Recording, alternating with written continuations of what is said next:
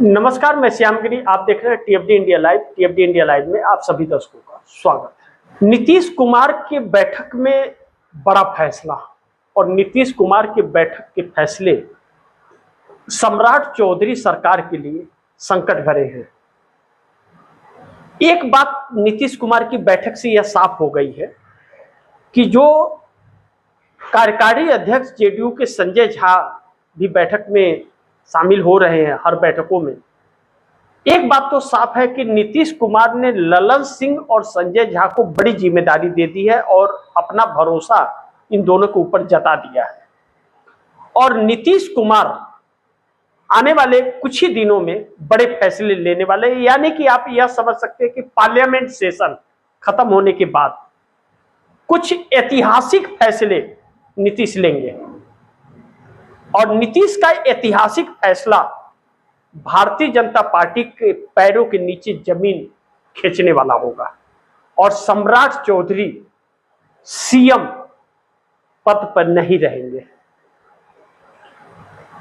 ऐसा तभी रुक सकता है यह जब नरेंद्र मोदी नीतीश कुमार की बातों को मान ले, नहीं तो नीतीश कुमार का झुकाव कांग्रेस और लालू प्रसाद यादव की तरफ कुछ ज्यादा ही चल रहा है, क्योंकि विपक्ष के साथ नीतीश कुमार का प्लान 130 विधायकों की पूर्ति को करता है।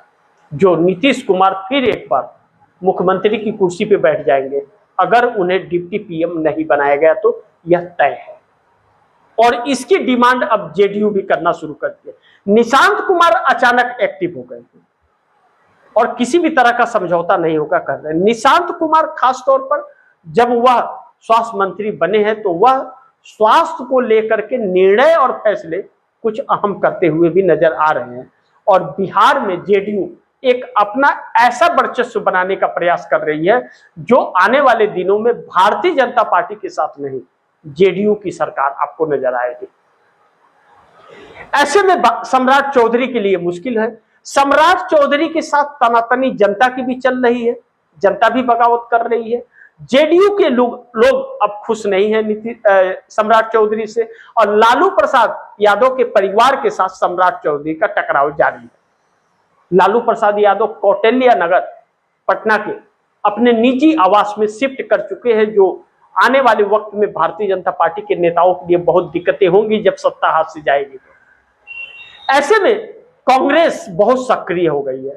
राहुल गांधी का प्रोग्राम जो 11 जुलाई को बिहार में होने वाला है पटना के अंदर, उसमें छात्रों के जुटान को लेकर के जो जुटने के तरीके हैं छात्र के, और जिस भारी मात्रा में जुटने के लिए रजिस्ट्रेशन कर रहे हैं, उससे भारतीय जनता पार्टी की नींद उड़ी हुई है। ऐसे में अलग अलग कोचिंग सेंटरों को आदेश भी हो रहे हैं, जैसे राजस्थान में हुए कि बच्चों को कहीं जाने ना दे, लेकिन खान सर के कोचिंग सेंटर के सभी बच्चे रजिस्ट्रेशन करवा रहे हैं। और राजस्थान के अंदर भी बच्चे आए सरकार के रोकने के बावजूद भी। ओम बिरला ने बहुत कोशिश की लेकिन बच्चे नहीं रुके। अब राहुल गांधी एक ऐसी कड़ी बिहार में बन रहे हैं कि नीतीश कुमार के लिए वह शुभ संकेत है। नीतीश और कांग्रेस का गठबंधन अगर बिहार में होता है तो भारतीय जनता पार्टी को सत्ता से उखाड़ फेंकेंगे। अब ऐसे में नीतीश कुमार की शर्त भारतीय जनता पार्टी मानेगी या नहीं मानेगी, नीतीश को डिप्टी पीएम बनाएगी या नहीं बनाएगी, आने वाले वक्त में पता चलेगा। लेकिन केंद्र कैबिनेट के अंदर खेल बड़ा हो रहा है। भारतीय जनता पार्टी के 4 अधिकारियों को, भूपेंद्र यादव के 4 अधिकारियों को रातों रात तबादला कर दिया गया, इस्तीफे ले लिए गए। अब ऐसे में यह 4 इस्तीफे भारतीय जनता पार्टी के लिए हजारों सवाल खड़े कर दिए। क्या राजनाथ सिंह का इस्तीफा होगा? क्या शिक्षा मंत्री धर्मेंद्र प्रधान का इस्तीफा होगा? क्या नितिन गडकरी का इस्तीफा होगा? पेट्रोलियम मंत्री हरदीप सिंह पुरी का होगा? यह सवाल उठ खड़े हुए हैं। चंद्रबाबू नायडू लगातार हमलावर हैं, समर्थन वापसी लेने का अल्टीमेटम दे चुके हैं 18 सांसदों के साथ। मोदी के पैरों के नीचे की जमीन खसकी हुई है। ऐसे में प्रशांत किशोर, नितिन नवीन की सीट जो खाली हुई थी, राष्ट्रीय अध्यक्ष है भारतीय जनता पार्टी के, उस सीट पर प्रशांत किशोर ने अपना नामांकन करने का फैसला कर लिया। ऐसे में उस सीट पर तेजस्वी यादव ने भी अपना कैंडिडेट उठा दिया। खड़ा कर दिया। अब तेजस्वी यादव अगर भारतीय जनता पार्टी को वोट बैंक को काटते हैं और प्रशांत किशोर को अगर प्रोत्साहन मिल गया तो भारतीय जनता पार्टी का कैंडिडेट हार जाएगा। तो 9 बार यानी कि 9 बचे 45 सालों में पहली बार भाजपा वहां से हारेगी, क्योंकि नितिन नवीन 5 बार से और 4 बार से और 5 बार उनके पिताजी वहां से रहे हैं, यानी कि 45 साल से उस सीट पर भाजपा का वर्चस्व रहा, भाजपा का गढ़ माना जाता है। किस तरह से रहा यह तो आने वाला वक्त बताएगा, लेकिन प्रशांत किशोर की राजनीति यही से जुड़ गई। अगर प्रशांत किशोर अपनी जमानत नहीं बचा पाए तो उनकी राजनीतिक कैरियर खत्म हो जाएगी, फिर उन्हें कांग्रेस की शरण में जाना पड़ेगा। ऐसे में देखना बड़ी महत्वपूर्ण होगा कि बिहार में होता क्या है। लेकिन नीतीश कुमार के फैसले ने भारतीय जनता पार्टी को झकझोर करके रख दिया है। ऐसे में एसआईआर के तहत बिहार में जो जीत भाजपा को मिली है, भारतीय जनता पार्टी ने धन्यवाद दिया था चुनाव आयोग को, वही चुनाव आयोग फेल हो रहा है कर्नाटक के अंदर। और कर्नाटक में कांग्रेस के मुख्यमंत्री डीके शिव कुमार ने दिन में तारे दिखाने शुरू कर दिए हैं। भारतीय जनता पार्टी गड़बड़ी कर नहीं पा रही है, घपले हो नहीं पा रहे, इसके लिए बेचैन है कि अब कहीं ऐसा ना हो साउथ से पत्ता पूरा साफ हो जाए। ऐसे में देखना यह महत्वपूर्ण होगा कि भारतीय जनता पार्टी का अगला कदम क्या होगा। लेकिन उत्तर प्रदेश के अंदर राम मंदिर के अंदर हुई लूट भारतीय जनता पार्टी को बैकफुट पर ला करके खड़ी कर दी है।